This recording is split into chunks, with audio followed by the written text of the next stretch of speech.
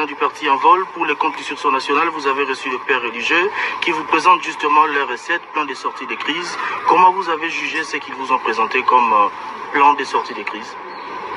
D'abord, il faut dire qu'aujourd'hui, la logique exclusivement militaire, du tout militaire, a montré ses limites et qu'aujourd'hui, la solution est essentiellement politique et diplomatique.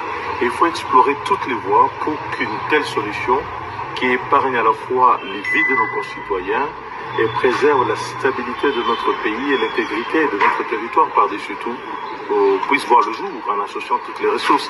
Et donc, une initiative prise par nos pères spirituels nous paraissait d'intérêt d'être entendue. Nous avons formulé, en ce qui nous concerne, un certain nombre de préalables, mais aussi un certain nombre de contributions pour pouvoir notamment faire face à des écueils que nous avons rencontrés par le passé et répondre aux contraintes de la situation telle qu'elle se présente aujourd'hui. Mais quels sont ces préalables quand par exemple le père prévoit justement des discussions avec ceux qui sont qualifiés de terroristes? On parle de 3000 personnes tuées du fait de leur activisme. Quels sont les préalables? Elles sont là, c'est un processus qui vient de démarrer et nous pensons qu'on en fera bon usage en les communiquant à qui de droit. Parce que dans ce processus, il y a des responsabilités. Il y a des gens qui ont pris des décisions pour qu'on en arrive là où nous sommes.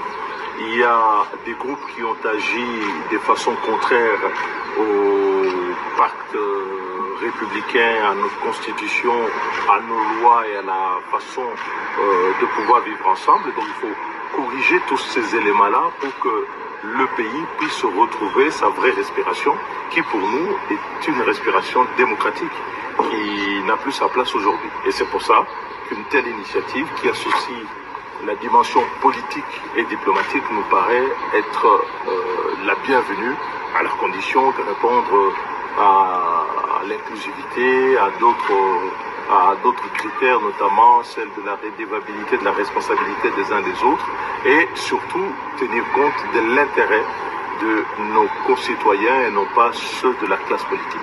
Merci beaucoup.